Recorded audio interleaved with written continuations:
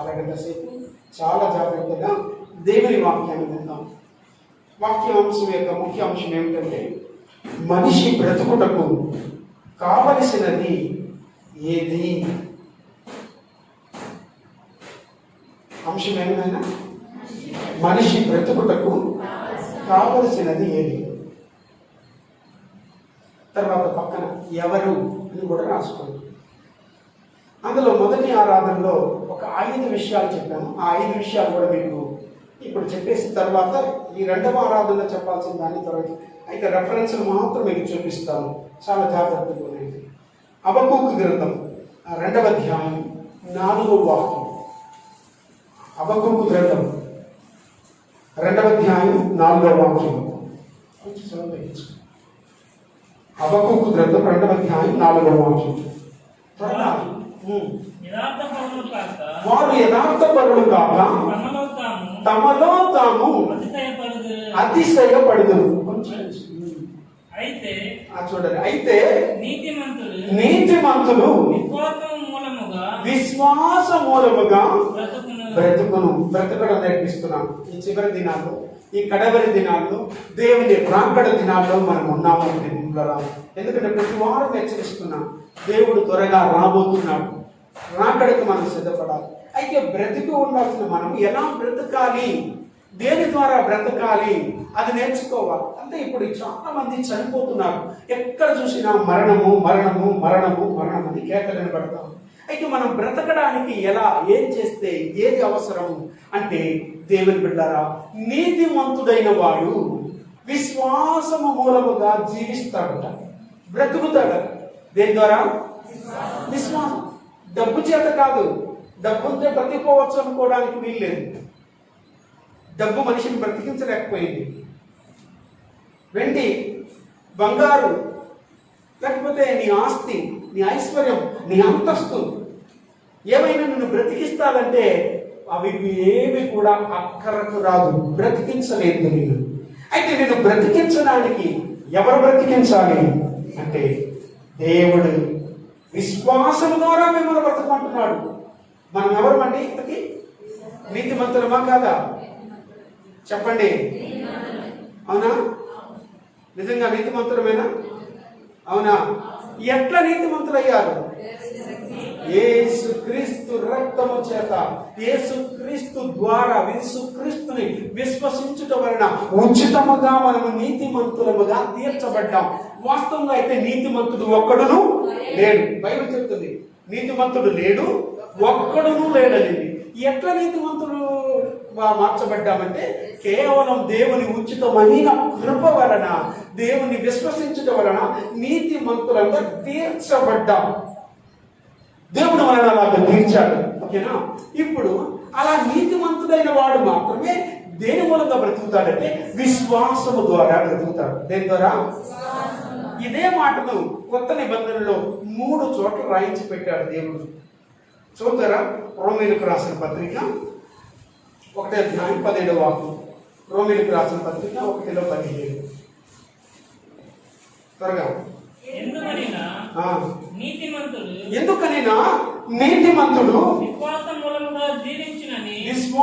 మూలముగా జీవించునని రాయబడిన ప్రకారము విశ్వాస మూలముగా అంతకంతకు విశ్వాసము కలిగినట్లు దేవుని నీతి దేవుని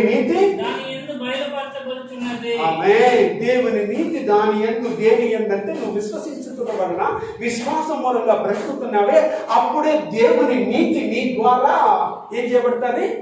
బయలుపరచబడతాడు. నీలో నుండి దేవుని నీతి అనేకులకు బయలుపడతారు. నీతిమంతులైన వారు విశ్వాసం ద్వారా బ్రతుకుతారు. ఇక్కడే కాదు, చదవండి గలతీయులకు రాసిన పత్రిక 3వ అధ్యాయం 11వ వాక్యంలో కూడా వాక్యాలు చూపిస్తూ వెళ్ళిపోతాం. త్వరగా. ధర్మశాస్త్రం వచ్చారు. గట్టిగా చదువున్నాను, ఎందుకంటే ఇక్కడ మా మైండ్లో వినపడాలి. ధర్మశాస్త్రం చేత ఎవడును దేవుని ఎదుట నీతిమంతుడని తీర్చబడడు. స్పష్టమే. ఏలయనగా నీతిమంతుడు విశ్వాస మూలంగా జీవిస్తాడంట. ఈ గలతీ పత్రిక కూడా అపోస్తలుడైన పౌలు గారు రోమా సంఘానికి రాశాడు, గలతీలో ఉన్న సంఘానికి రాశాడు పౌలు గారు.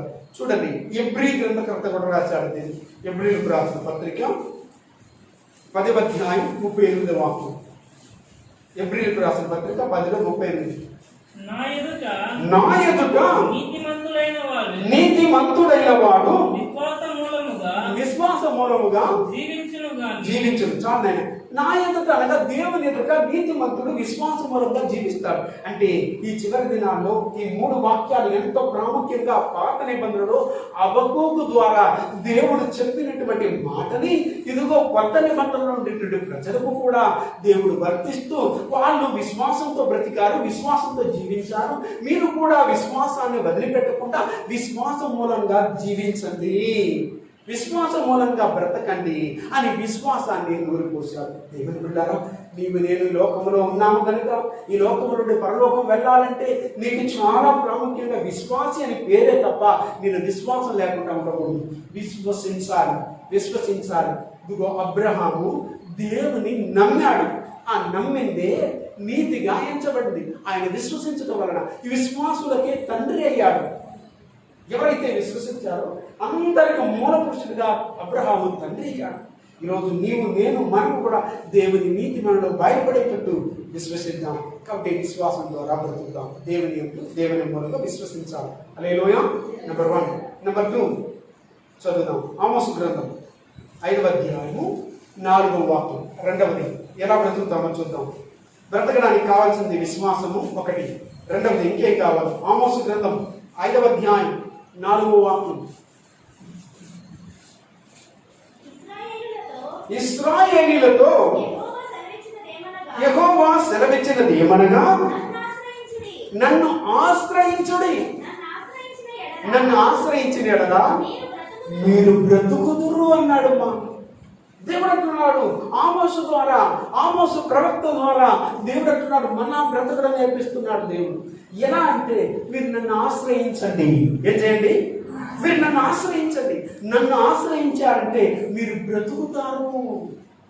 అంటే ఇప్పుడు రెండవదిగా ఎవరు బ్రతుకుతారంట? దేవుని ఆశ్రయించడము అంటే ఎట్లా? దాన్ని బైబిల్ గ్రంథంలో దాని పరిపూర్ణమైన పరమార్థం అంటే ఆశ్రయించడము అంటే వెతకడము అని అర్థం.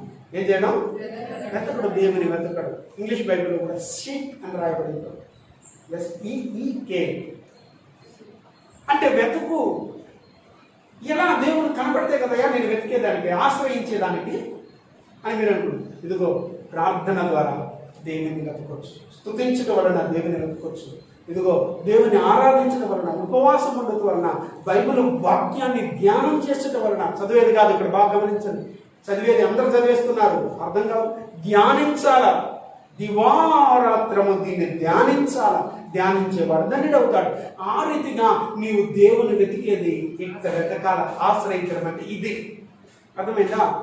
దేవుడు ఆత్మ కనుక ఆయన ఆరాధించేవారు ఆత్మతో సత్తుతో ఆరాధించాలి. ఆత్మదేవుడు కదా, కంటికి కనబడ్డ కదా, ఎట్లా నేను ఆశ్రయించలే ఆ వెతికేదని నువ్వు అనుకుంటుండొచ్చు. వెతకడం అంటే ఇది చేస్తే నువ్వు దేవుని వెతికినట్టు, దేవుని ఆశ్రయించినట్టు గట్ట. ఏది చేస్తే? ప్రార్థన చేయడం, స్తుతించడం, ఆరాధించడం, దేవుని వాక్యాన్ని ధ్యానించడం, ఉపవాసం ఉండడం.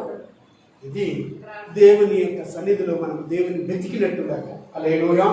ఈ రీతిగా దేవుని వెతుకుతాం, ఆశ్రయిస్తామని. అందులోనే 6వ వాక్యం కూడా చదవండి. నన్ను ఆశ్రయించాలంటే ఎవరు ఆశ్రయించాడు? ఆమోసు గ్రంథం 5:6 యెహోవాను ఆశ్రయించుడి, అప్పుడు మీరు బ్రతుకుదురు. ఒకవేళ నువ్వు ఆశ్రయించకపోతే బేతేలులో ఎవ్వడును ఆర్పివేయలేకుండా అగ్ని పడినట్లు ఆయన యోసేపు సంతతి మీదకి పడి దాన్ని నాశనము చేయును. మీరు నన్ను ఆశ్రయించలేదా? మీరు బ్రతకర్రా? యోసేపు సంతతి మీదకి ఎలాగ వచ్చి అగ్ని పడిందో ఆ రీతిగా మీ మీద పడి ఒక్కరిని పెట్టిన అందరినీ నాశనం చేసేస్తానన్నాడు దేవుడు.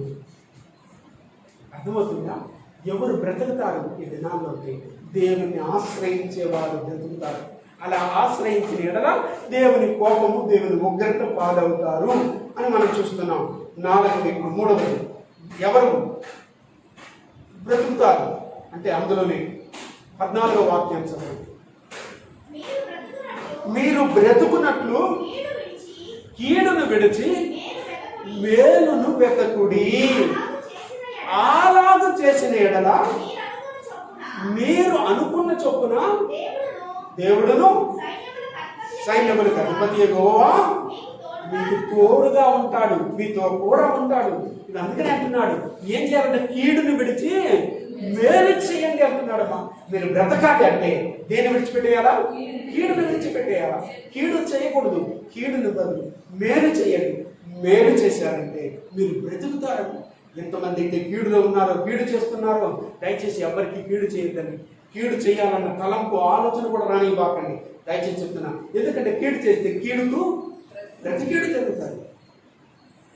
వాస్తవంగా చెప్పాలంటే బైబిల్ గ్రంథం ఏం చెప్తుందంటే అసలు మేలు చేసేవాడు ఒక్కడు కూడా లేదంట. ఆయన ఏం చేసేవాడు? దేవుడు పరలోకం నుండి చూస్తే మేలు చేసేవాడు ఒక్కడు కూడా లేదంట. అందరూ బొత్తిగా చెడి ఏకముగా పనికిమాలిన వాళ్ళు అయిపోయినారంట. నాయన చదవండి, రోమీలకు రాసిన పత్రిక 3:12. రోమీలకు రాసిన పత్రిక 3:12 చదవండి. అందరూ కొందరు కాదంట, ఎందరంట? అందరూ త్వర తప్పి ఏకముగా.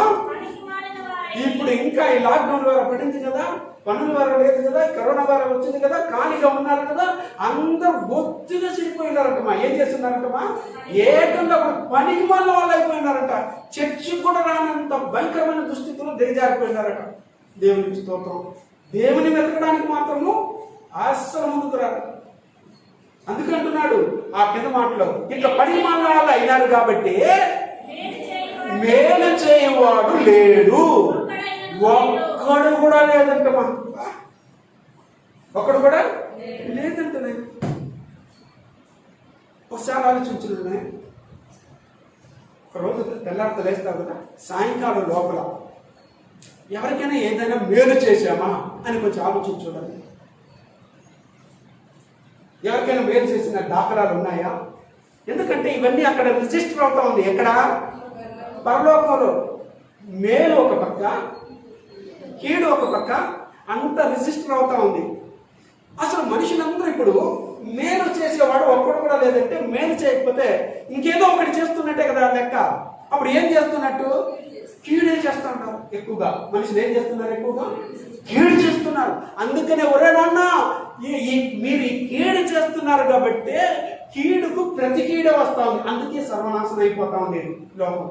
అర్థమైందా? ఈ లోకం ఇంత నాశనం అయిపోయేదానికి కారణం ఏంటంటే ఒక్కడు కూడా మేలు చేసేవాళ్ళు. ఎదుటి వ్యక్తికి, పక్క వ్యక్తికి, తల్లికో, తండ్రికో, అన్నకో, అక్కకో, చెల్లికో, తమ్ముడికో, బంధువుకి, అందరికీ వీరంత వరకు ఎంత సామర్థ్య శక్తి ఉందో శక్తి కొలది కీడు చేసేదానికి ప్రయత్నిస్తున్నారు. ఎట్ట కీడు చేద్దామా అని ఆలోచిస్తున్నారు. కీడు గురించి మేలు చేయాలన్న ఆలోచన ఒక్కడికి కూడా లేదంట. ఒక్కడను కూడా చూడలేదంట మా దేవుడు. ఇది ఎంత బాధాకరమైన విషయం, ఎంత వేదనకరమైన విషయం. ఒక్కడు కూడా కనపడలేదు ప్రభుకి. ఆయన ఎంత వేదన పడి ఉంటాడు, ఎంత దుఃఖపడి ఉంటాడు, ఒకసారి ఆలోచన చూడండి. అందుకనే వీళ్ళకి మేలు చేసేదానికి చేత కాలేదు. మేలు ఎట్ట చేయాలో మేలు చేసేటట్టు తన ప్రియకుమారుడైన యేసుక్రీస్తుని లోకానికి ప్రభు పంపించి మేలు చేసేది ఎట్టో నేర్పించాడమ్మా. ఏం చేసేది? ఆయన వచ్చి, నా ప్రభు ఎవరికైనా కీడు చేశాడన్న, నా యేసయ్య లోకానికి వచ్చి ఇట్లా ఒక్కడు కూడా లేడని తలంచి, అయ్యో వీళ్ళకి తెలియనట్టుంది, మర్చిపోయి ఉంటారు, మేలు చేయడం మర్చిపోయి ఉంటారు. కాబట్టి మేలు చేసేదానికి నేర్పించని అని తన ప్రియకుమారుడైన యేసుక్రీస్తుని ఈ లోకానికి దేవాతి దేవుడు పంపించాడు. అపోస్తుల కార్యములు 10వ అధ్యాయము 38వ వాక్యం చదవండి. అపోస్తుల నడవడికలు 10వ అధ్యాయం 38వ వచనం 38వ వాక్యం. అపోస్తుల కార్యం 10:38. త్వరగా. అదేదనగా దేవుడు నజరేయుడైన యేసును పరిశుద్ధాత్మతోను శక్తితోను అభిషేకించను అనునదియే దేవుడు ఆయనకు తోడై ఉండెను గనుక ఆయన ఏం చేస్తూ అంట? మేలు చేయుచు. అపవాది చేత పీడించబడిన వారిని అందరినీ స్వస్థపరచుచు సంచరించుచుండెను. హల్లెలూయా. గట్టిగా చెప్పరా హల్లెలూయా. యేసు రక్తమే. అందుకనే చూడండి, ఆయన జీవించిన కాలం, నా ప్రభు యేసు ప్రభు లోకానికి వచ్చిన జీవించిన కాలము 33.5 సంవత్సరములు. ఈ 33.5 సంవత్సరములు ఆయన చూడండి, ఏ రోజైతే ఈ లోకంలో పుట్టాడో ఆ రోజు మొదలుకొని చనిపోయేంత వరకు మరణ పరిస్థితుల్లో కూడా మేలు చేసి చచ్చిపోయినాడు. తెలుసుగా మీకు? మరణ సమయంలో కూడా గెచ్చమైన తోటలో ఆయన పట్టుకునే దానికి వస్తే శివుని నరికేసినారా? ఎవరిదే? శివుని నరికేశాడు, మల్కూస్ది. ఎవరు నరికేసింది? పేతురు కత్తెత్తుకునేసి మల్కూస్ అనేటువంటి సైనికుని యొక్క శివుని దగ్గర నరికేస్తే అప్పుడు కూడా తనకి కీడు చేయడానికి వచ్చిన వాడిని కూడా లేదు, మరి నాన్న కత్తి వాడద్దురా, కత్తి వాడినోడు కత్తి చేతనే చచ్చిపోతాడు, కీడు రా, ఇది కీడు చేయబాకురా. వాడు శత్రువే నిజంగా, మనకి కీడు చేయాలని వచ్చాడు, ఆయన మనం మేలు చేద్దామా అని చెప్పి తెగి పడిపోయిన చెవిని ఎత్తి మళ్ళా అతికిచ్చి బాగు చేశాడు. వాడి జీవితంలో ధన్యుడైపోయినాడమ్మా. అదే అంతేనా? ఇప్పుడు సిలువలో ఉన్నాడు, ఇటుపక్క ఒక దొంగ, ఇటుపక్క ఒక దొంగ, ఓకేనా? మధ్యలో ప్రభు. అందుకనే ఇది పెట్టింది నేను, లేకపోతే ఇది పెట్టింది. బాగా గమనించాను. అందులో ఒక దొంగ ఏం చేశాడంటే, ప్రభువా నీ రాజ్యంలోకి వచ్చేటప్పుడు నన్ను జ్ఞాపకం చేసుకో, నేను పాపినయ్యా, నేను దొంగనయ్యా, మాకు విధించబడిన విధి కరెక్టే, ఈ శిక్ష మాకు కరెక్టే, అసలు నువ్వు అన్యం పుణ్యం ఎరిగిన వాడు, నువ్వు ఇంత శిక్ష పడుతున్నావు. అయితే నువ్వు దేవుని కుమారుడని తెలుసు, నీకు ఒక రాజ్యం ఉందని తెలుసు, నీ రాజ్యంలోకి వచ్చేటప్పుడు దయతో నన్ను జ్ఞాపకం చేసుకుని అడిగినప్పుడు ఆ సమయంలో కూడా దొంగకి, గజ దొంగ, భయంకరమైన దొంగ, ఇదిగో దేశద్రోహి, ఆ దేశానికి, ఆ ప్రపంచ రోమా సామ్రాజ్యానికి ముళ్ళుగా మారిన వ్యక్తి, ఆ వ్యక్తిని దేవుడు అప్పటికప్పుడే ఆ వ్యక్తికి, నేడు నీవు నాతో కూడా పరదేశులో ఉంటావు హల్లెలూయా. మీరు చేశాడా? చనిపోయేటప్పుడు కూడా సరే, చిన్న బాలుడుగా, శిశు బాలుడుగా పుట్టున్నాడు కదా, పుట్టి ఇదిగో ఎక్కడ ఆయన పరుగు పెట్టారు? పశువుల తొట్టులో, పశువుల పాటలో, పశువుల తొట్టు అక్కడ పడుకోబెట్టారా? అప్పుడు కూడా మేలు చేశాడు. ఎట్లా? ఎవరికి? తన తల్లిదండ్రులకి. ఇదిగో తూర్పు దేశపు జ్ఞానులు ఎవడో ఉన్నారే, ఆ తూర్పు దేశపు జ్ఞానులు ఎక్కడో ఉండే వాళ్ళని తీసుకొచ్చాడు. అయ్యో నేను పుట్టాను కదా, నేను పుట్టిన దాని వల్ల నా తల్లికి తండ్రికి నన్ను పెంచడానికి వాళ్ళ కష్టం ఉండకూడదు, వాళ్ళ కష్టపడకూడదు. నా దేవుడు ఆలోచించాడు, మేలు చేస్తూ సంచరించాలనుకున్నానే, ఏ మేలు చేశాడో మీకు చూపిస్తున్నాను అని చెప్పి తూర్పు దేశపు జ్ఞానులను రప్పించి, ఆ తూర్పు దేశపు జ్ఞానులు బంగారమును, మూలమును, సాంబ్రాణిని తమ పెట్టెలు విప్పి ఆ బాలుడైన శిశువు యొక్క పాదం దగ్గర పెట్టి దేవుని ఆరాధించేసి వెళ్ళారు. ఇప్పుడు అది ఆయన వాడుకుంటాడా, వాళ్ళు వాడుకుంటారా? ఎవరి కోసం ఇది? హల్లెలూయా. చెప్పమ్మా హల్లెలూయా. సప్పబడిపోయిండారా? చూసారా? రైట్. పెరిగి పెద్దవాడైనాడు. తన బ్రతుకు కాలం అంతా అక్కడ రాయబడిన ఏ రోజైతే దేవుని బాప్తిజం పొందాడో ఆ రోజు మొదలుకొని దేవుడు ఆయన పరిశుద్ధాత్మ చేత నింపాడంట. ఇదిగో పరిశుద్ధాత్మతో నింపాడు కనుక ఆయన అందరికి మేలు చేస్తూ సంచరించాడంట. అపవాది చేత పీడించబడిన వారు, దయ్యాలను వెళ్ళగొట్టాడు. ఇదిగో ఎంతో మందికి చచ్చిపోయిన వారిని లేపాడు, ఎంతో మంది ఓటు చేతులు కాలు గల వాళ్ళని చేశాడు, పక్షవాతం గల వాళ్ళని బాగు చేశాడు, ఎంతో మందికి మేలు చేస్తా తిరిగాడే కానీ ఎవరికి కీడు? చెప్పండి. ఇప్పుడు మీరేం చేయాలా? మేలు చేయాలా, కీడు చేయాలా? మేలు చెయ్యి. ఎట్లా మేలు చేసేది? అన్నదానం చెయ్యి, వస్త్రదానం చెయ్యి. ఇదా ఇది అనుకున్నారు మనోళ్ళు. ప్రభు మేలు చేశాడంటే ఏం చేశాడని రాయబడింది అక్కడ? స్వస్థతలు పరిచేది, పీడించబడిన వారిని, అపవాది చేత పీడించబడిన వారిని విడుదల వచ్చేసి అనేకులకి నువ్వు మేలు చేస్తున్నావంటే ఏంటో తెలుసా నాన్న? మంచి మేలేంటో తెలుసా? వాళ్ళ కొరకే ప్రార్థన చేసి యేసుక్రీస్తు రక్షణ మార్గాన్ని చూపిస్తే సార్ ఆటోమేటిక్గా వాళ్ళు మేలులోకి వచ్చేస్తారు. కీడు విడిచి అందుకోసమే నిన్ను నన్ను బ్రతికించి పెట్టుండేది, లేకపోతే నిన్ను నన్ను కూడా చంపేసి తీసుకెళ్ళిపోయి ఉండేవాడు. ఇంకా నువ్వు బ్రతుకున్నావంటే కారణం ఏంటంటే ఆయన కొరకే ఏదో నువ్వు మేలు చేస్తావని. దేవుళ్ళారా, ఏదో ఒకరు నాకు దారి చూపించిన దానివల్ల నాకు మేలు చేశారు. ఆ మేలు చేసిన వ్యక్తి ఎవరో ఉన్న ఆ వ్యక్తి ద్వారా నేను మేలు పొందుకున్నాను ఈరోజు. అంతే, ప్రభువుని నమ్ముకున్న దానివల్ల నాకు మేలు కలిగింది. కీడులో ఉన్న నన్ను మేలులోకి రప్పించావు. హల్లెలూయా. ఇది మనం ఏమంటే వస్త్రదానం, అన్నదానము, లేకపోతే గోదానం, భూదానం, లేకపోతే ఆదానం, ఇవన్నీ చేసి ఇవన్నీ మేలే, కీడల్లా, తప్పనిలా, దయచేసి తప్పనిలా. నేను అయితే చాలా ప్రాముఖ్యమైనది. ఇవన్నీ ఉంటాయి, పోతుంది. ఇచ్చిన రోజు హ్యాపీ అవుతారు, ఇవ్వని రోజు ఏమి ఇచ్చిన అవలే, బరే ఇచ్చిన అవలే అని చెప్పి పెదాలు ఇచ్చేస్తారు మనుషులు, అంతేగా. అదిగో ఆ వ్యక్తికి రక్షణ వచ్చిందంటే తన జీవిత కాలం అంతా మేలు చేసే దేవుని ఆ వ్యక్తి పట్టుకున్నాడంటే ఆయనకి మేలే జరుగుతుంది. రోమపత్రిక 12వ అధ్యాయం చదువు త్వరగా. రోమపత్రిక 12వ అధ్యాయంలో ఎట్లా అన్నది దేవుడు తేటగా రాయించి పెట్టాడు. చదవండి. 12వ అధ్యాయంలో 17వ వాక్యం చదవండి. కీడునకు ప్రతి కీడు ఎవరికి చేయొద్దు. ఎవరికన్నా కీడునకు ప్రతి కీడు ఎవరికి చేయొద్దును, వద్దు. ఏం చేయంటే మేలే చేయి. నాకు వాళ్ళు కీడు చేశారు, నేను వాళ్ళు కీడు చేస్తానని ఎప్పుడు అనుకోవద్దు. వాళ్ళు నన్ను తిట్టారు కాబట్టి నేను కూడా తిరిగి చేస్తాను. వాళ్ళు నన్ను కొట్టారు, నేను వాళ్ళు తిరిగి కొడతాను.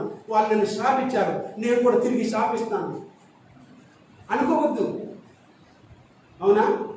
నాది వాళ్ళు దొంగతనంగా తీసుకునేశారు, నేను కూడా దొంగతనంగా తీసుకునేస్తాను అనుకోబాకు.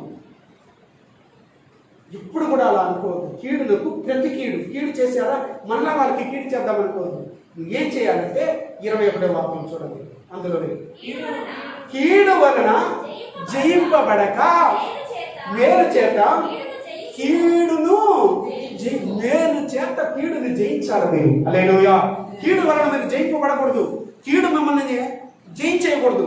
అర్థమవుతుందా? కీడు వలన మీరు జయింపబడకూడదు, కీడు మిమ్మల్ని ఓడగొట్టేయకూడదు, కీడు ఎదుట మీరు ఓడిపోకూడదు. గుర్తుంచుకోండి, మేలు చేత కీడే ఓడిపోవాలి, నీ దగ్గర నిలబడకూడదు కీడు. అర్థమైందా? మనం కీడు అంటే ఏమనుకుంటున్నాము? ఎవరో చచ్చిపోయినారు కదా, చచ్చిపోయినారు కాబట్టి మాకు కీడయ్యా, మాకు అంటయ్యా, మాకు ముట్టయ్యా, ఏంటంటూ ముట్టు చెట్టు. అది కాదు అసలు కీడు. వాళ్ళు చెడిపోవాలా, బాగుపడకూడదు, వాళ్ళు నాశనం అయిపోవాలా, సర్వనాశనం, ఇవన్నీ అనుకుంటారు. ఇవన్నీ కీడే. అదే నీకు వస్తుంది కీడుని. నువ్వు కీడు చేసావా, నీకు కీడే వస్తుంది. ఎవరన్నా బాగుపడుతున్న వాళ్ళని చూసి ఓర్చుకోలేకుండా వాళ్ళకి కీడు చేయాలని ఇదిగో చేతబడి చేసేసేది, మాంత్రిక శక్తులు చేసి వాళ్ళని పడగొట్టాలి, కుటుంబాన్ని విడగొట్టేయాలి, చెదరగొట్టేయాలి, పడగొట్టేయాలని చెప్పి కీడు చేస్తున్నారే. కీడుకు ప్రతి కీడే వస్తుంది. నువ్వు అనుకుంటున్నావు ఈరోజు వాళ్ళ కుటుంబాన్ని, కాపురాన్ని చెరిపేస్తున్నానని నువ్వు అనుకోవచ్చు, కానీ అసలు దాన్ని వెనకంటే వచ్చాను. చేతబడి అంటే ఏమి? చేసావు కాబట్టి నువ్వు పడతావు. దానికి పేరు ఏం పేరు? చేతబడి. నువ్వు చేసావు కాబట్టి చేసింది నీ వెనకటి వస్తుంది. నువ్వేం చేసావని. అందుకని దేవుని దగ్గర మేలు కీడులు రెండు ఉంది. నువ్వు మేలు చేసావంటే మేలు ఒక పక్క రాసి పెడుతున్నాడు, కీడు చేస్తున్నావు అంటే కీడు ఒక పక్క రాసి పెడుతున్నావు. ఒకసారి లిస్ట్ ఎత్తుకుని ఒకసారి ఇప్పుడు కానీ చదివినాడు అనుకో, వచ్చి నీ ఎదుట నువ్వేం చేసావని చదివినాడు అనుకో, ఎక్కువగా ఏది ఉంటుంది నాకు చెప్పండి. మన లైఫ్లో ఇంతవరకు ఈ ఆయుష్కాలంలోకి మనం చేసిన దాంట్లో మేలు ఎక్కువ ఉంటుంది అంటారా, కీడు ఎక్కువ ఉంటుంది అనుకుంటారా? మీరే చెప్పండి, కొంచెం చెప్పండి నాన్న, చెప్పండి. నిజమేనా? చూసారా?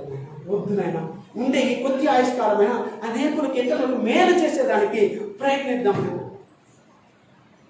మేలు చేద్దాం. ఎవరికి? ఎట్లాంటి వాళ్ళకి? నీకు కీడు చేసిన వాళ్ళకు కూడా, నీ శత్రువులకు కూడా, నీ విరోధులకు కూడా నువ్వు మేలే చేయి. నీకు చెడ్డ కోరే వాళ్ళకు కూడా వాళ్ళకి మేలు చేయి.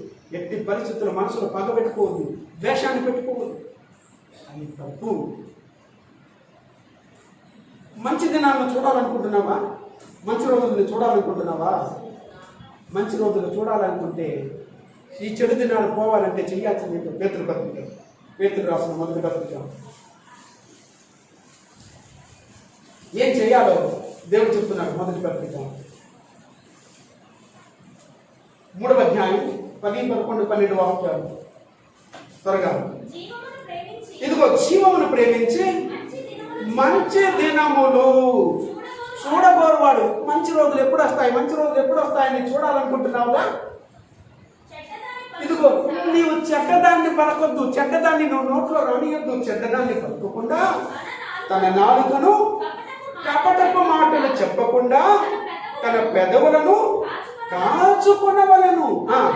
అతడు ఇదిగో అతడు కీడు నుండి తొలగి మేలు చేయవలెను. ఏం చేయాలంటమా? అతడు మంచి రోజులు చూడాలంటే కీడు నుండి తొలగి మేలు చేయాలి. అదే నా ప్రభు ఆమోసు గ్రంథములో 5:14 చెప్పింది. నాయనా, మీరు కీడు విడిచి మేలు చేయండిరా, మీరు బతుకుతారా. అంటే ఇప్పుడు మనిషి చచ్చిపోయేదానికి కారణాలు ఏమి ఇప్పుడు చెప్పండి? కీడు కీడు కీడు మనుషులని. అట్లయితే నిన్నెందుకు పెట్టాలి? ఇంకా నేను బతుకునిస్తే ఇంకెంతమంది కీడు చేస్తావో చంపేద్దాం.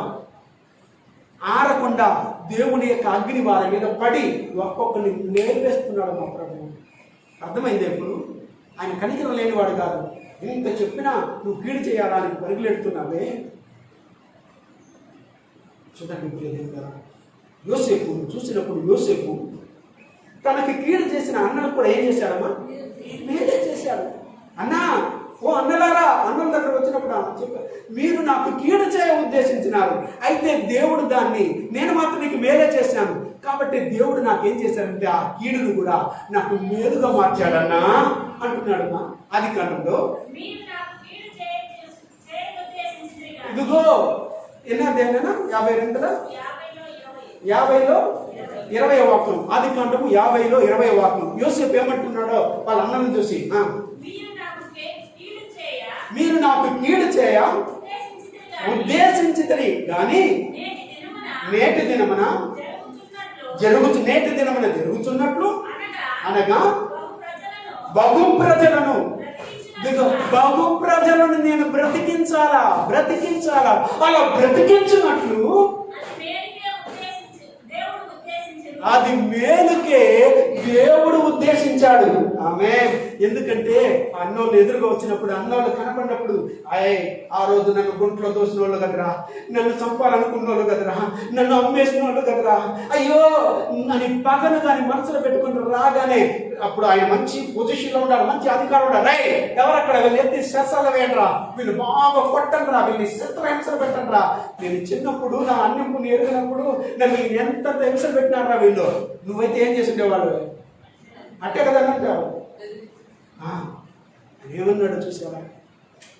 చూడండి, అందుకని కీడుని ఎట్ట జయించాడంటే మేలు చేత కీడుని జయించాడు. అందుకే దేవుడు అతని ఒక ఉన్నతమైన పొజిషన్లో పెట్టాడు. ఈ రోజు నీవు నేను ఏం చేసుకుంటున్నాం? మనుషులు ఈ రోజు ఏం చేస్తున్నారు? ఎందుకంటే నాకు మనసు ఆరునంటే ఉంది, వాళ్ళు చేసింది గుర్తుకొచ్చేస్తా ఉంది, అయ్యో నా మైండ్ అంతా తిరుగుతూ ఉంది, వాళ్ళకి నేను ఇట్టే చేస్తా అంతే.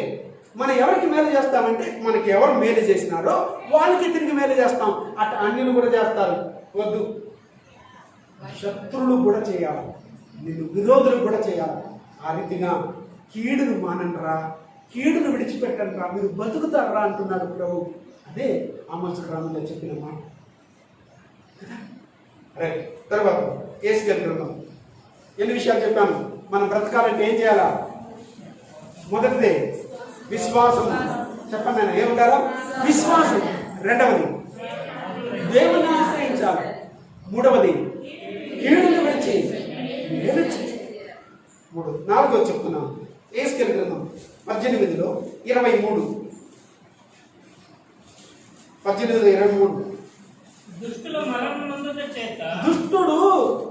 మరణమునందుట చేత నాకేమాత్రమైన సంతోషం కలుగునా వారు తమ ప్రవర్తనను దిద్దుకోమని బ్రతుకుటయే నాకు సంతోషం. దేవుడు ఇదే ప్రభు ఎక్కువ వాక్కు. ప్రభు ఏం ఆశిస్తున్నాడమ్మా? ఏం ఆశిస్తున్నాడు? ఒరే, మీరు కీడు చేస్తున్నారు, మీరు దుష్టులుగా ఉన్నారు, ఈ దుష్టత్వంలో ఉండేది మీరు చచ్చిపోతున్నారు, దీన్ని చూసి నేను ఆనందించడంలో సంతోషించడంలో నాకు సంతోషం లేదురా అంటే దేవుడు ఎంత దుఃఖపడుతున్నాడు, ఎంత బాధపడుతున్నాడు. ఆయన బిడ్డల్ని ఆయన చేతులారా చంపుకొని వెళ్తుంటే, ఆయనే తీసుకుని వెళ్తుంటే ఎంత వేదన ఉంటుంది, ఆయనకి ఎంత బాధ ఉంటుంది. నాకు సంతోషం లేదంటున్నాడు ప్రభు. ఇప్పటికైనా మించిపోలేదు. ప్రవర్తనను దిద్దుకుంటారా, మీ ప్రవర్తనను దిద్దుకుంటారా. రాత్రికాల జూమ్ ప్రార్థనలో కూడా చెప్పాను, ప్రవర్తన చాలా ప్రాముఖ్యమైంది. ప్రవర్తనను చూస్తాడు, ప్రవర్తన చూసి స్వస్థపరుస్తాడు. నీ ప్రవర్తన బట్టి, నీ క్రియలను బట్టే దేవుడి కార్యాలు నీ పట్ల జరుగుతాయి. నువ్వు బ్రతకాలి అంటే ప్రవర్తనను దిద్దుకో, నీ చూపు మార్చుకో, నీ నడక మార్చుకో, నీ క్రియ మార్చుకో, నీ ఆలోచన మార్చుకో. ఇదిగో నీ ప్రవర్తన అంతా మారిపోవాలా, మార్పు చెందాలా. అయ్యా చాలా ప్రాముఖ్యమైనది అయ్యా. నీ ప్రవర్తన సరైన ప్రవర్తన లేదు, సరైన ప్రవర్తన లేకపోవడం వలన ఇందుకే ఈ కీడు వస్తా ఉండేది, అందుకే ఈ మరణాలు సంభవిస్తా ఉంది. ప్రవర్తన మార్చుకుంటా. ఏంటైనా చిన్న పిల్లకాయలు కూడా ఇంత పొడుగు సిగరెట్లు పట్టుకొని తిరుగుతున్నారు, చిన్న చిన్న పిల్లకాయలు ఎంత బాటిల్ పట్టుకొని తాగుతున్నారు. ఏంట్రా నాన్న, ఏంట్రా ఏదో ఆడ తాగుతాను, మగ తాగుతాను. ఆడోళ్ళు క్యూలో నిలబడుకొని మందు బాటకు నిలబడుకొని ఉంటే ఏంటి ఈ లోకం ఇంత భయంకరంగా తయారైపోయింది. ఏంటి నాన్న, ఇంక ఇట్లాంటి వాళ్ళని బతకనివ్వాలా, చంపేయాలి? చెప్పులు చెప్పండి. దేవుడు చేస్తున్నది న్యాయమా అన్యాయమా? చెప్తున్నాడు ఆయన, దిద్దుకోండిరా, మార్చుకోండిరా, ప్రవర్తన మార్చుకొని బతుకుతారు, మిమ్మల్ని బతుకనిస్తాను. ఇప్పటికి కూడా ప్రపంచానికి తెలియదు. ప్రపంచం ప్రజలు దేవుని వైపు చూడకుండా దేవుని ఆశ్రయించాల. దేవుని ఆశ్రయిస్తే బ్రతకనిస్తాడు. ప్రవర్తన దిద్దుకున్నారంటే, మార్చుకున్నారంటే దేవుడు బ్రతకనిస్తాడు. ఇప్పటికి కూడా నన్ను వదలడం, నన్ను విడిచిపెట్టేసి ఇంకా విగ్రహాల వైపు తిరుగుతున్నా, ఇంకా పూజలు పునస్కారాలు చేసుకుంటున్నారు, ఇంకా ఇదిగో అనేక రకమైనటువంటి ఆచారాలతో ఈ లోకవార్తలు మునిగి తేలుతున్నారంటే దేవుని విడిచిపెట్టి, సృష్టికర్తను విడిచిపెట్టి సృష్టిని పూజిస్తుంటే నేను ఎందుకు బ్రతకనివ్వాలా చెప్పు? నీకు ఎందుకు ఇవ్వాలా బ్రతుకు? ఎవరి కోసం చెప్పు? అందుకే చూసి చూసి చూసి ఇంకా ఓర్చుకోలేక దేవుడు ఒక్కొక్కరిని వదిలేదు. ఇప్పటికైనా మన బిడ్డలకు చెప్తున్నాడు, ప్రభు రాకుండా ప్రవర్తన మార్చుకోండి, ప్రవర్తన మార్చుకోండి, ప్రవర్తన చాలా ప్రాముఖ్యం, దిద్దుకోండి, బతుకుతారన్న. అందులోనే 18:32 మరణమునందువాడు అలా మరణమునందుతను బట్టి, అయ్యో చచ్చిపోతున్నారు కదా నాయన అందరూ, దేవుడు సంతోషంగా ఉండాలనుకుంటున్నారా? లేదు నాయన, నా ప్రభు సంతోషంగా లేడు నాన్న. మరణించేవాడు మరణించుకుని బట్టి నాకు సంతోషం లేదు. కావున ఏం తిప్పుకోండి? మనసు ఉందే, మనసు తిప్పుకోండి, మారు మనసు పొందండి. పొందారంటే అప్పుడు మీరు బ్రతుకుదురు. ఇదే ప్రభువు యెహోవా వాక్కు. హల్లెలూయా. అంటే ఇప్పుడు 5వదిగా ఏమంటున్నాడంటే, మనస్సు తిప్పుకోండి, మనసు మార్చుకోండి. పాత మనసు వద్దు, రోత మనసు వద్దు, కఠినమైన మనసు వద్దు, దుష్ట హృదయం వద్దు. తిప్పండి మనసును దేవుని వైపు. నిన్న కాకుండా మొన్న వాక్యాలు చెప్పాను జూమ్ ప్రేయర్లో, దేవుని వైపు తిరగండి, అప్పుడు ఆయన మీ వైపు తిరుగుతాడు, పూర్వస్థితిని రప్పిస్తాడని చెప్పాను. ఎంత వాక్యాలు పోగొట్టుకున్నారో తెలుసా? పగలంతా మీ నెట్ అంతా వాడేస్తారు, జూమ్ ప్రేయర్కి నెట్ అందదు, ఎట్లుంటుంది? కాబట్టి దయచేసి షేర్ చేసి పెట్టుకోండి. సాయంకాలం జూమ్ ప్రేయర్లో కలుసుకోండి. అనేక అద్భుతమైన సంగతులు చివరి దినాల్లో, ప్రభు రాకడ దినాల్లో మీకు వాక్యం అందరం రోజు రాబోతుంది. వాక్యం వినండి. చెప్పి కూడా కొంతమంది అసలు కలుసుకోవడం లేదు జూమ్లో. ప్రత్యేకంగా చెప్పాను, అదే ఆత్మీయ విషయాల్లో మీకు ఆసక్తి ఉంటే, ఆత్మీయ విషయాల మీద ఆలోచన ఉంటే అది గుర్తుంటుంది. దేవుని విన్నారా? ఆలోచించండి, మనసు తిప్పుకోండి, బతుకుతారండి. దేవుడు మిమ్మల్ని బతికించడానికి దేవుడు వాక్యం ఇస్తున్నాడు. ఈరోజు సాగకుండా బ్రతకాలంటే ఇది చేయాలి. కానీ ఏమేం చేయాలైనా 5 విషయాలు చెప్తున్నాం. 1, విశ్వాసం మూలంగా బ్రతుకుతాం. 2, దేవుని ఆశ్రయించడం వలన బ్రతుకుతాం. 3, కీడు చేసేది మానేసి మేలు చేసినామంటే బ్రతుకుతాం. 4, ప్రవర్తనను దిద్దుకోవాలి, ప్రవర్తనను దిద్దుకుంటే బ్రతుకుతామంటున్నాడు. 5వదిగా మనస్సును తిప్పుకుంటే, మనసు మార్చుకునేస్తే దేవుని వైపు తిప్పుకోవాలా. తిప్పుకోవడం అంటే దేవుని వైపు తిప్పు, ఖచ్చితంగా మీరు బ్రతుకుతారు. రైట్, ఇది దేవుని వాక్యం. ఇప్పుడు ఇంతవరకు ఆత్మీయంగానే చూసాం. ఇప్పుడు కొంచెం శారీరక ప్రకారంగా కొంచెం ఆలోచిద్దామా? కొంచెం మనిషి బ్రతకడానికి కావలసినటువంటి ఏమి? ఆహారము, గాలి, నీరు, వెలుతురు. వస్త్రం లేకపోతే ఒకటి బతికేస్తాం నేను. వెలుతురు, వెలుగు ఉండాలి. ఇది చాలా చాలా చాలా ప్రాముఖ్యమైన ఈ 4. అందుకే పంచభూతాలు అన్నారు. నింగి కూడా ఇది బాగా గమనించండి. ఇది చాలా ప్రాముఖ్యమైనటువంటిది. ఏమేం కావాలైనా మనిషి బ్రతకాలంటే ఫస్ట్ గాలి కావాలి. ఈ భూమి మీద పుట్టగానే ఫస్ట్ ఎక్కువగా నీకు ఏం కావాలి? ఆక్సిజన్ అంటారు. గాలి లేకపోతే, ఆహారం లేకపోతే కూడా, ఆహారం లేకుండా మనిషి 40 రోజులు బ్రతకగలుగుతాడు. ఎన్ని రోజులు? జింక ఆహారం లేకుండా 21 రోజు బ్రతకగలుగుతాడు. సింహం ఆహారం లేకుండా 14 రోజులే బ్రతకగలుగుతాడు. మనము 40 రోజుల వరకు కూడా బతకగలుగుతాం. అది గాలి లేకుండా ఎంత బతకగలుగుతాం? ఒకవేళ చెక్ చేసుకోవాలనుకుంటే ఇప్పుడే నువ్వు ముక్కు నోరు మూసుకోనండి, చూద్దాం ఎంత బతుకుతావు తెలుస్తాను. అంతే. దేవునికి స్తోత్రం. అందుకే గాలి కావాలి. ఏం కావాలా? గాలి. బాగా గమనించండి. గాలి కావాలంటే గాలి ఎవరు? దేవుడే. ఆత్మ. దేవుడు ఎవరు? ఆత్మ. దేవుడు. నీవు నేను బ్రతకాలంటే ఇదిగో పరిశుద్ధాత్మ కావాలి. ఆత్మ కావాలి. యోహాను సువార్త త్వరగా చెప్పి ముగిస్తాను. యోహాను సువార్త 6వ అధ్యాయం 63వ వాక్యం చదవండి. యోహాను సువార్త 6:63.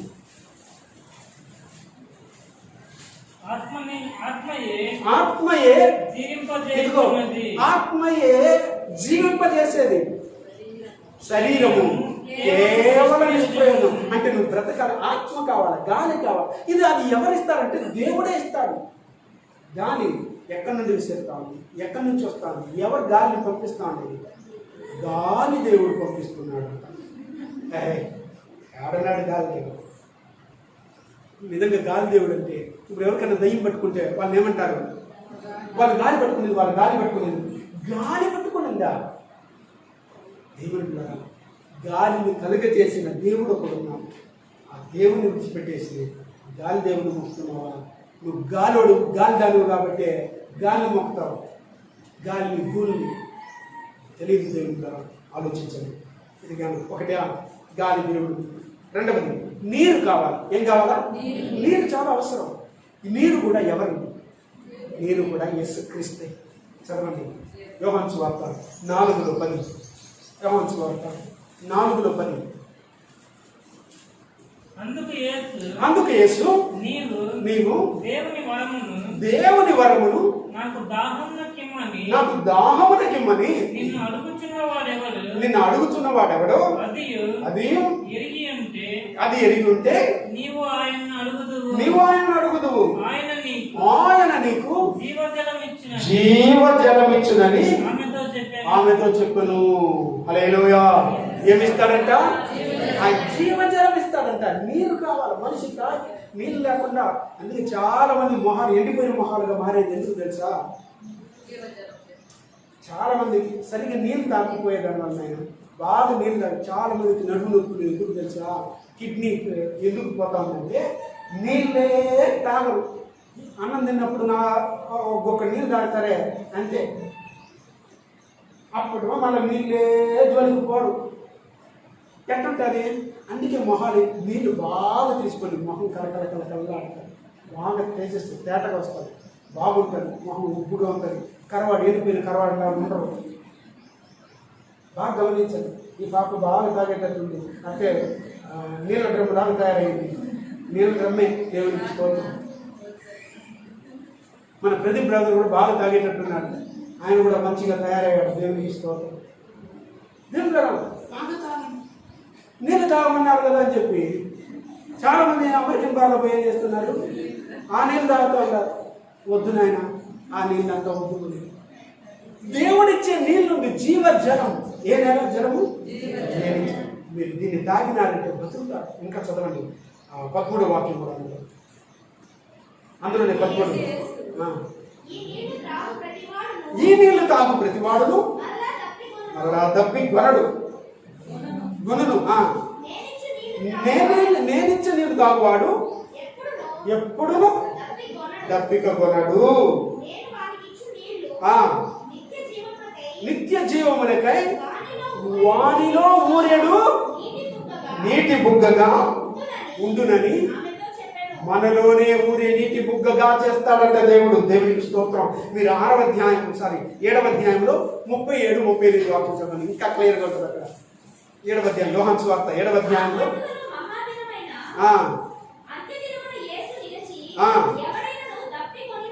ఎవడైనా మీరు దప్పికొని ఉన్నారంటే నా యొద్దకు వచ్చి దప్పి తీర్చుకున్నాడు అని చెప్పాడు.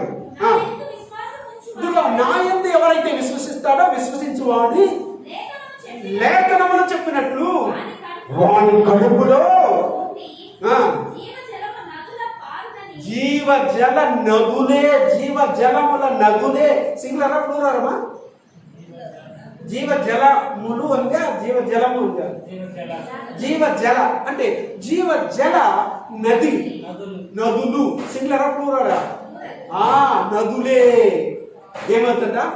పారుతుందంటమ్మా. హల్లెలూయా. నువ్వే ఒక నదిగా మారిపోతావు ఆయన విశ్వసించాలంటే. దప్పికున్న వాళ్ళరా నా ఇంటికి రా, నీళ్లు కావాలంటే, నువ్వు బ్రతకాలంటే నీళ్ళు అవసరం అన్నావు కదా, ఆ నీళ్ళు ఎవరంటే నేనేరా, ఆ జీవజలం నేనేరా, నేను ఇస్తాను మీకు నీళ్ళు అంటున్నావు. దేవునికి స్తోత్రం. హల్లెలూయా. జీవమైన దేవుడా, జీవమిచ్చిన నాదుడా, జీవమైన దేవుడా, జీవమిచ్చిన నాదుడా, జీవజలముల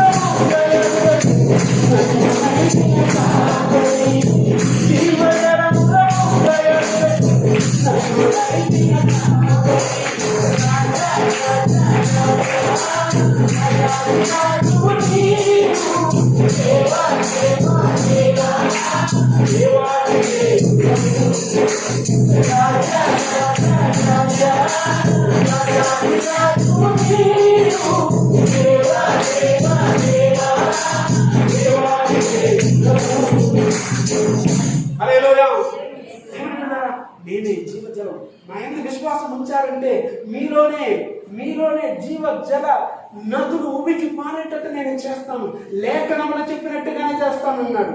మీరు మనకు అవసరం. మూడవదిగా ఆహారం. మూడవది ఏం కావాలా? ఇవన్నీ 1 by 1గా చూసుకొస్తున్నాం. ఆహారం కూడా ఎవరంటే ఆయనే జీవాహారం. ఆయన కావాలా మనం బ్రతకాలంటే. ఆహారం గురించి 6వ అధ్యాయం అందులోని యోహాను సువార్త అన్ని ఎక్కడ మారుతుందా? యోహాను సువార్త మీకు చూపిస్తాను. 6:27. అందుకు యేసు వారితో ఇట్లా, నేను జీవాహారము నేనే, నా యొద్దకు వచ్చేవాడు ఏ మాత్రమున ఆకలి కొనడు, నా యందు విశ్వాసం ఉంచువాడు ఎప్పుడు కూడా తప్పికొనడు. ఆకలి ఉండదు, తప్పికొండదు. నా యందు విశ్వాసం ఉంచితే ఇదిగో నేనే జీవాహారం అన్నాడు. ఇదిగో ఈ లోకానికి ఆహారం కావాలంటే యేసు ప్రభు కావాలా, నీరు కావాలంటే యేసు ప్రభు కావాలా, గాలి కావాలంటే యేసు ప్రభు. ఆక్సిజన్ లేదు లేదు లేదు. ఎందుకు లేదు?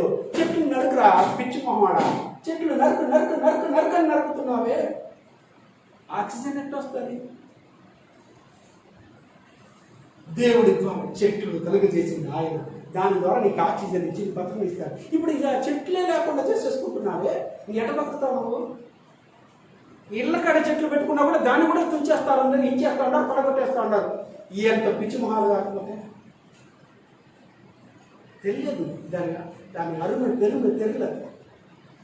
ఒకవేళ చెట్టు నరుకుతున్నావా, ఒక చెట్టును పెట్టు, అందులో ఇది పెరగని, ఇది పెరిగిన తర్వాత దీన్ని నరుకు, పూర్తిగా నరికేయాలి.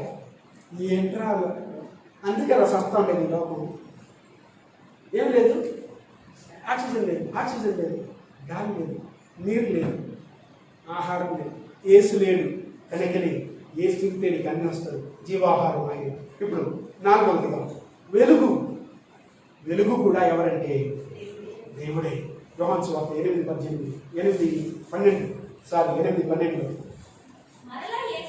మరలా యేసు నేను లోకమునకు వెలుగును.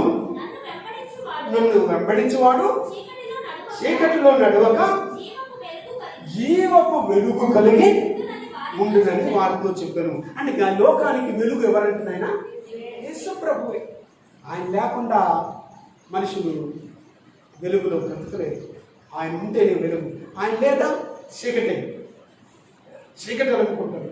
కాబట్టి నాకు దేవులారా, యేసు ప్రభు లోకానికి కావాలి. ఆయన ఎవరంటే ఇప్పుడు అందరికీ వెలుగు, లోకమంతా వెలుగు వస్తుందంటే దేని ద్వారా? దేవుడు, ఆ సూర్యుడు ఉంటారు కాబట్టి కదా. సూర్యుడు, ఇప్పుడు సూర్యుని కలుగ చేసింది ఎవరు? దేవుడే కదా. ఇప్పుడు దేవుడు ఎవరో కూడా బైబిల్ చెప్తుంది. మలాకీ గ్రంథం, దీన్ని చదవని ముగిస్తుంది. మలాకీ గ్రంథం 4లో 2వ వాక్యం, 4లో 2. మలాకీ గ్రంథం 4వ అధ్యాయం 2వ వాక్యం చదవండి. అయితే నా నామమందు భయభక్తులు గలవారగు మీకు ఇదిగో ఏ సూర్యుడంట? నీతి సూర్యుడు ఉదయించుడు. ఈ సూర్యుడు ఆర్డినరీ సూర్యుడు.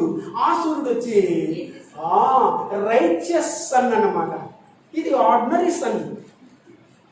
ఇదిగో ఈయన నీతి సూర్యుడు. ఆ నీతి సూర్యుడు నీకు ఏం చేస్తాడంటే ఆయన రెక్కలు నీకు ఆరోగ్యాన్ని కలిగజేస్తాడు. చదువు నేను, అతని రెక్కలు అదిగో ఎవడెవడికి కరోనా వచ్చిందో వాళ్ళందరూ ఆయన రెక్కల నీడకు వచ్చారంటే వాళ్ళకి ఆరోగ్యం కలుగుతుంది. వెలుగులోకి వచ్చారంటే ఆరోగ్యం కలుగుతుంది. కనుక మీరు బయలుదేరి దూడల వలె గంతులు వేస్తారంట. హల్లెలూయా. ఆయన నీతి సూర్యుడు. వెలుగు కావాలంటే ఆయన కావాలి. ఇప్పుడు చూడండి, 5 విషయాలు మనం బ్రతకడానికి కావాల్సింది. 5 విషయాలు. ఇంకా మనం బ్రతకాలి. ఎవరు అన్నాను కదా, ఎవరు ఉంటే మనం బ్రతుకుతామంటే యేసు ప్రభు ఉంటే బ్రతుకుతాం. అందుకని గాలి, నీరు, ఆహారము, వెలుగు, ఈ 4 ఆయనే ఉన్నాడు. ఆయన ఉంటే మనం బ్రతుకుతాం, జీవిస్తాం. యేసును వదిలిపెట్టేస్తే బ్రతుకులేము. ఇందాక పాడినాడు ఆరాధనలో సతీష్, నీవు లేని జీవితాన బ్రతుకే లేదయ్యా, బ్రతుకే లేదయ్యా, నా బ్రతుకే లేదయ్యా. ఆయన లేని జీవితం అది బ్రతుకే కాదు. బ్రతకాలంటే యేసు కావాలి. బ్రతికి జీవిస్తాను. కనుక మనం బ్రతికినా చనిపోయినా క్రీస్తు కొరకే బ్రతకాలి. ఆయన కొరకే జీవించాలి. ఆయన కొరకే బ్రతికి జీవించి మరణిద్దాం. ప్రభు ఈ మాటలను వెనుకల్లో ఆశీర్వదించి దీవించడం గాక. ఆమేన్. హల్లెలూయా. దేవునికి మహిమ కలుగును గాక.